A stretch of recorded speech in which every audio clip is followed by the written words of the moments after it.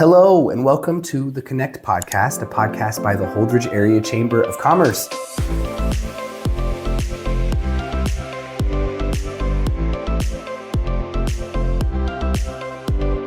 My name is Adam Hernandez. I am what they call the Communications and Events Coordinator at the Holdrege Area Chamber of Commerce. Before we start, raise your hand if you love music. What kind of music you love? All of them? Love it. What about you? Love that. Love that. Like 80s rock?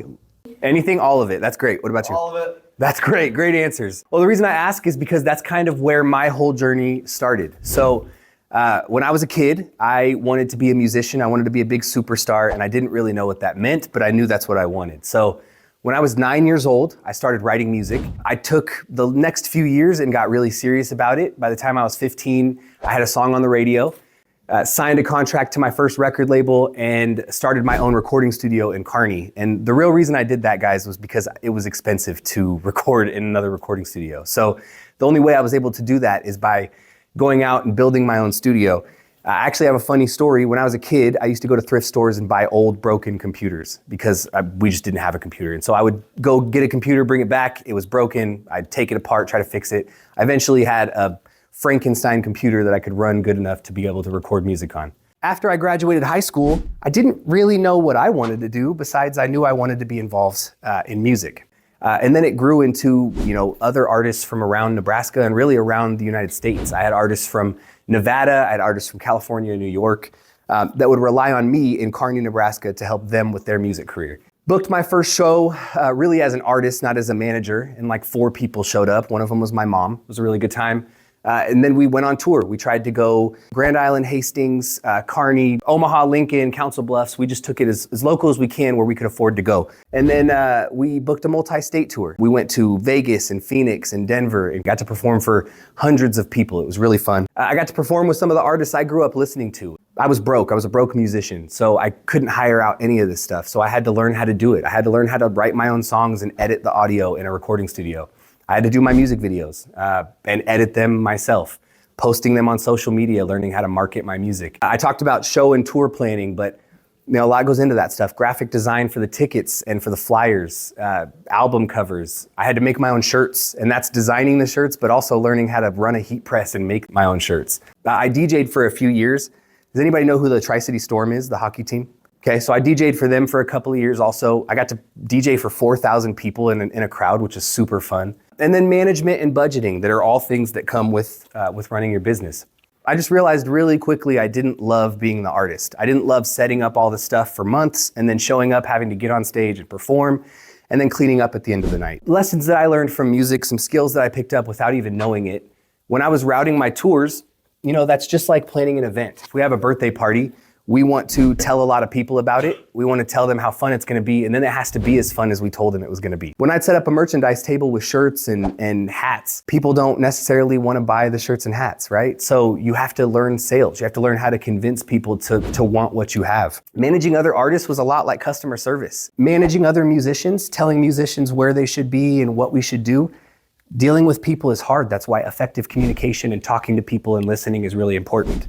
Social media, especially back then, was not seen as much as digital marketing as it is now, but learning that was something that I apply right now to my job. I learned all in all that musicians are just small businesses. They just don't operate like that. The music is all about love, so when you have to start selling the music, it doesn't feel like a business, even though it is. All right, next question. Does anybody in here know what a Chamber of Commerce actually does?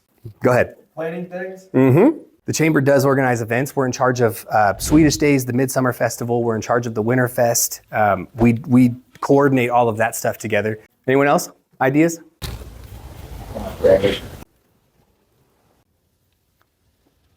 That's exactly what I said when I started. When I started at the Chamber in February of last year, my first question to my boss was, what does a Chamber do? We're not a government agency. A lot of people think we work with the city. We partner with the city, but we're not part of the city or the county or anything like that. We just advocate for the business community. And our main goal is just to continue helping Holdrege to grow and thrive so that when you guys become adults, you guys don't have to leave the community to get the things you need, right? So a chamber is a membership-based organization that supports local businesses through promotion, education, and connection. All that means is that businesses in town, they pay us dues to make sure that we advocate on their behalf. So we're doing events that bring people to town, that make sure they shop at their location. We're advocating on their behalf, but we're not a government agency. We don't make any money like the city does or like the county does by tax dollars. We're just here to help Holdrege grow and to thrive. So what I do at the Chamber, most of my job is marketing. So I spend a lot of my time on social media, as fun as that sounds. I post every day on Facebook, Instagram, TikTok, LinkedIn, and Twitter X. But that's also a fun way to test what works. So sometimes video performs better than graphics do. Sometimes a long form of text does better. And being able to test out all of those different times you post or how many times a day or time of day that you're posting is a good way to test all of that. I do a podcast every week, so I get to sit down with people like the mayor or the plant manager of Embecta or the marketing person at the hospital and just talk to them about what they think about our community and the things they've seen, and also about their business. And so it's a good way for people to learn about some of the things that, a lot of our business owners are humble. We're in Holdrege, so they don't think they're superstars, but a lot of them have done things that we have no idea about. And so getting to tell their story is really nice. We do a newsletter every week where we put out the events that are coming up, Holdrege and Holdrege Chamber stuff that's happening, and that's a good way to keep a pulse on the community. And then I get to do fun things like be on TV in a Santa hat during Winter Festival, right? And be on the radio talking to DJ and making Snapchat filters that put Viking hats on me during the Swedish Days Festival. But I also help with operations. So we help members with their businesses. A lot of times a business comes in and they're really good at selling t-shirts, but they're not really good about TikTok. They don't know what they should do on Facebook. They don't know why their Instagram doesn't have any followers. They don't know why their events don't have people coming to their events. And so we help members with things that they're doing. We brainstorm ways to make Holdrege better. We, on a monthly, sometimes a weekly basis, we hold committee meetings where people come together and literally just throw all of their ideas on the wall. And we're able to go through there and figure out what we can do in Holdrege to make Holdrege fun, to make people want to visit here, and to make it keep growing and thriving. And then we work with local leaders and schools and organizations. So in the corner, you can see Harmony and myself. She won a scholarship this last year called the Lemonade Scholarship. And so we offered her a free booth space at the Midsummer Festival at Swedish Days so she could sell her dog treats. And she sold out. Her and Leo Devers sold completely out. So they did a good job. It was really fun to be able to do that, but they submitted business plans to the school. The school picked out their business and they were able to set up a booth. And then, like you said, events. So Midsummer Swedish Days, the Winter Festival. Does anybody know what a ribbon cutting is? We see them everywhere with the big scissors and people celebrating business, but all those are a way to celebrate new things in a business. So a new business, or if they expand into a new building, something like that. And then we work with other businesses on their events. Quick question, since this picture here is in the corner. Do you know how many people come to Swedish Days every year? What? 1,000. Very good guess. Any other guesses? What do you think? About 10,000.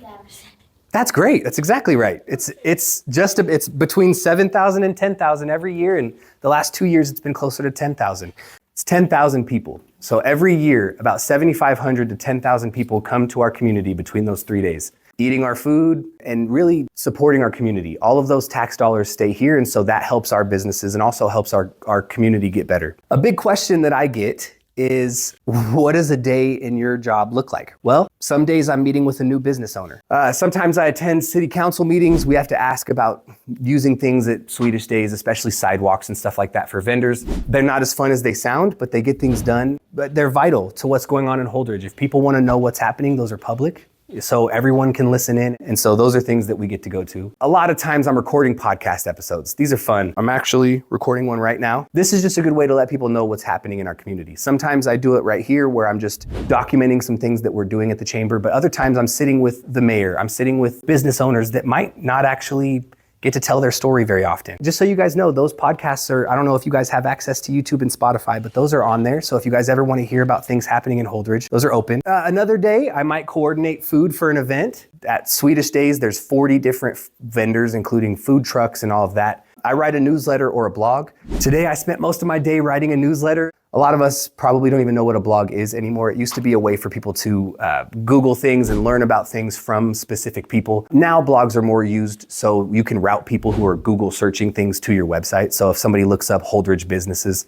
they see a blog post, they can go to our website. So that's kind of how that works. My favorite part of my job is building social media campaigns. This isn't all just like graphics and videos. Last year, we wanted to make our Winter Festival really fun. And so we hired an actor to come in as Mr. Winterfest. He had a really, really crazy outfit on. But he ran around all Winterfest taking pictures with people. We got to create a story around who he was and why things happened in Holdrege. It was really cool, kind of like a Disney moment. It was really fun. So what do I love about what I do? Every day I get to be creative. I get to still flex those muscles that I used to use when I would perform or write music. And I work with people who truly care. Most of these people that come to committee meetings at the chamber, they're not benefiting. Sometimes not only giving up their time, they're giving up time and money to make sure that this place has cool, fun things to do. And I get to make a real impact. Every November and December, what I'm currently planning right now is what we call Holdrege for the holidays, where your parents are going and buying things and they get their cards stamped around the holidays.